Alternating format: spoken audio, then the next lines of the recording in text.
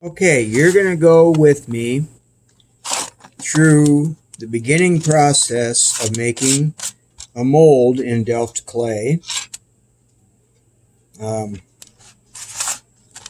Here is the compressing. You want to get this clay.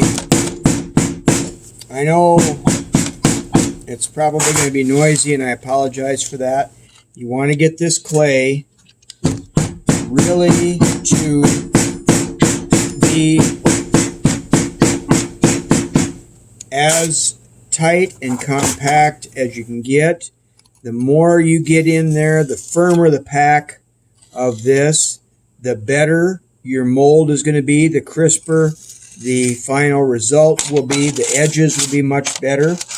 So what I'm trying to show you here is the process for using a clay mold. This is a 2-inch ring flask for casting. Now you're going to see this has gone in roughly halfway, half of its depth. Okay, now we're going to be looking to put this top ring on. Actually, this is the bottom, but we're filling it last, where you see these two marks line up. Okay, so see that? That's what you're looking for. That will make sure that when you take this apart to do the making of the sprues and the pour space, that you have a way to line them up. Now, this is there. We want to make sure that we get a good flat surface on both sides. The inside will kind of take care of itself. We're going to peel that off.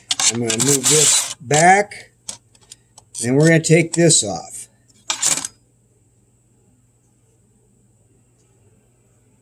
Okay, now you see in this, the beginning of the mold is right there. There's a little bit of correction that I need to make. There. And over here. And what I'm doing is getting the thickness right. Hi, babe. And then on the side that we have the model, I'm going to take this out very carefully. Now, I almost never successfully get this to stay packed. So it needs a little bit of pressure. And I may have to fix that when I'm doing the finishing work. But see how we've got this evened out, or got this out, and we're ready to make our sprue holes right here.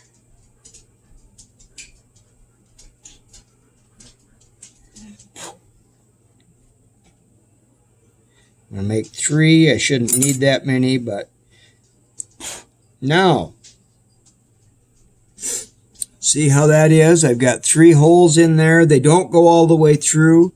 They go about ½ inch into the clay. Then the top piece, we're going to make a poke all the way through.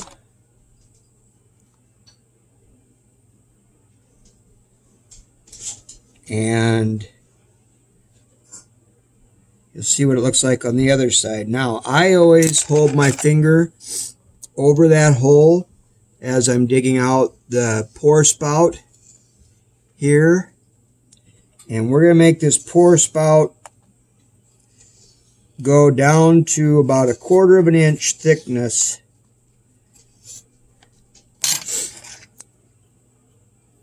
And we'll have to redo this hole because it will fill in.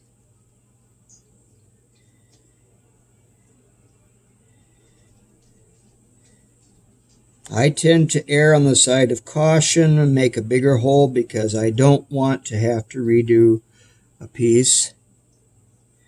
But as long as your metal is very hot and when you go to pour it, it should be okay. Now we need to get a little deeper in there. Okay, I'm going to try, this is done, and then we're going to try to take a look here. We're more like 3/8, I think. Just a little bit more. There, okay. That should, okay, I don't know if I'm going to be able to show you what that looks like. Very good, but we're ready to go.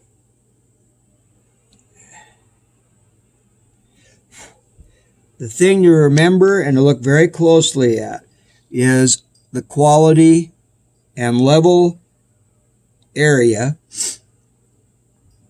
because you want to make sure that if there are little bumps in it, the bumps that you have in here, the little sand grains in here, are going to show up in your final project. So you want to make sure that this is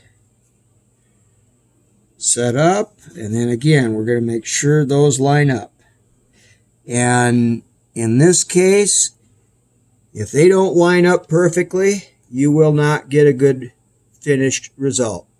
So that is the beginning process. Next step is going to be the pour, and I've already done the video for that. So I hope you have a great day, and hope this was helpful.